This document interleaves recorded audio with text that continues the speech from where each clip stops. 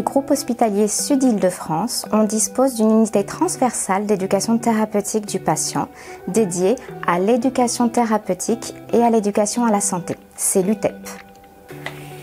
Si, comme Franck, votre médecin vous a diagnostiqué une ou plusieurs maladies chroniques, à n'importe quel stade, vous pouvez venir à notre unité.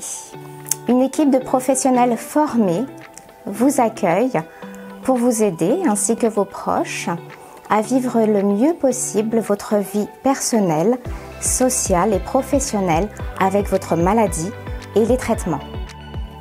Cet accompagnement est personnalisé, adapté à vos besoins, à vos priorités et programmé à votre rythme. Cette prise en charge se réalise aussi bien en hospitalisation, en consultation externe à l'unité ou en téléconsultation. Nous complétons notre offre de soins par des programmes en éducation à la santé, donnant à chacun de vous le pouvoir d'agir sur sa santé en évitant l'apparition ou l'aggravation d'une maladie chronique.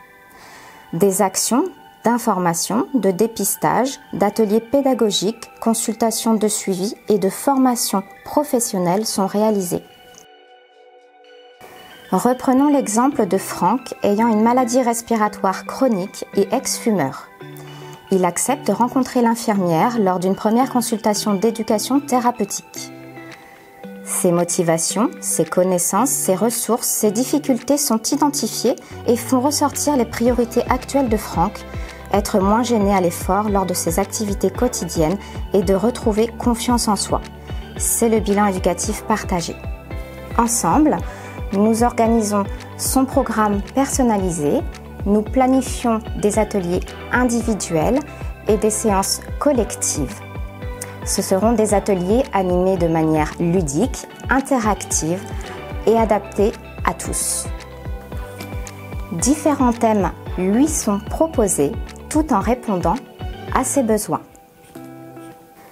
Dans le cas de Franck, qui souhaite être moins gêné à l'effort lors de ses activités quotidiennes et de retrouver confiance en soi, il a choisi les thématiques suivantes: vécu et connaissance de la maladie et de ses traitements, espace échange pour pouvoir partager de son expérience, de son vécu avec d'autres patients et échanger avec les professionnels de l'équipe, de la sophrologie pour la gestion du stress, des émotions, des angoisses, éviter la reprise du tabac, activité physique adaptée afin de bouger facile, un environnement sain chez soi pour identifier des facteurs aggravants, irritants dans l'environnement. Nous compléterons ces séances avec une visite à domicile effectuée par une conseillère médicale en environnement intérieur. Mais qu'est-ce qu'une visite à domicile CMEI dans la prise en charge ? Le conseiller médical en environnement intérieur, CMEI, est un professionnel de santé environnementale.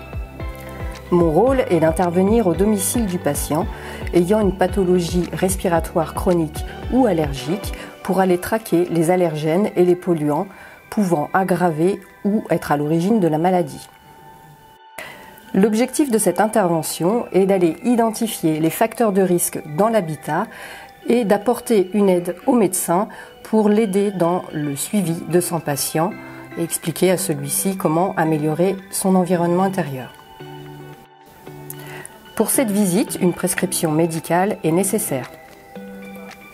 Cette prise en charge comprend une consultation, une visite à domicile, un compte-rendu est envoyé au médecin prescripteur ainsi qu'au patient et un bilan à 6 mois de la visite est réalisé. Durant cette visite, j'effectue un recueil de données à l'aide d'un questionnaire, je réalise des prélèvements et des mesures de l'environnement.